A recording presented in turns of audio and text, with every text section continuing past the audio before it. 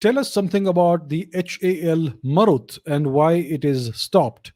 So the Hindustan Aeronautics Limited Marut was a fighter plane, was an Indian fighter jet.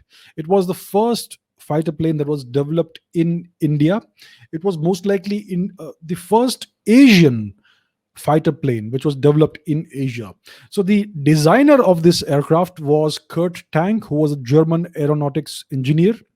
He was a very renowned and successful engineer and designer. So he designed this plane, and it was called the Marut. It was in the 1960s, I think, that in the beginning of the 1960s that this development took place, and I think the first production aircraft was delivered to the Indian Air Force in the late 1960s.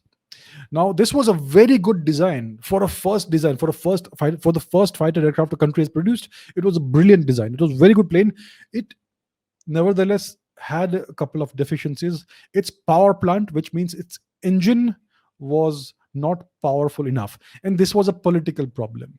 India was either unable or unwilling to acquire a powerful enough jet engine from the West.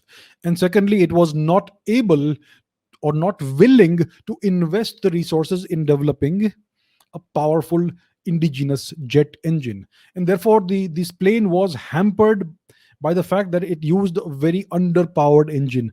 And that's why it was never able to exceed Mach 1, which is the supersonic limit. And yet, it was a very good plane. It saw action, military action in 1971. It did quite well. It was involved in the Battle of Longewala, in which Pakistan suffered a disastrous defeat from the air. There's another movie about that called Border or something. So yeah, it was a good plane. It was a very good plane, but it was decommissioned in the early 1980s, and no further development was done. I mean, if you have a version one of a plane which is quite good, you should iterate upon it and improve it.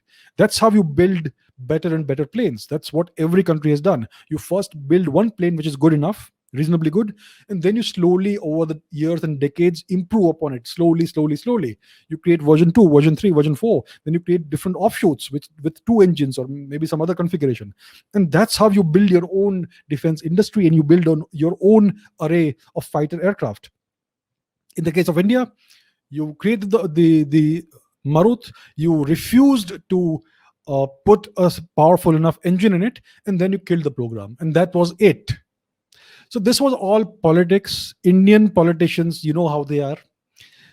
There were lots of inducements from Western countries to Indian politicians and various Indian regimes to acquire military hardware, including fighter planes, from the West.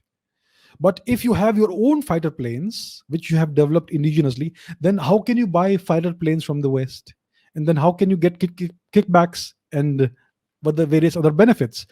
So this is the reason why this wonderful fighter plane project was killed off. And that's why India still is struggling to have uh, an indigenous arms industry of its own. Now we have the LCA Tejas, which is an excellent aircraft. It needs to be improved upon. Everything needs to be improved upon.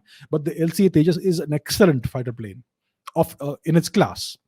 So if India had persisted with the HAL Marut and improved upon it, India may today have had a number of different fighter aircraft which were derived from it. Unfortunately, India's politicians did not pursue India's national interest. They pursued money, and this wonderful fighter plane program was killed off. So that is the sad story and the usual story of Indian arms and ammunition development. So that's what happened with the HAL Marut.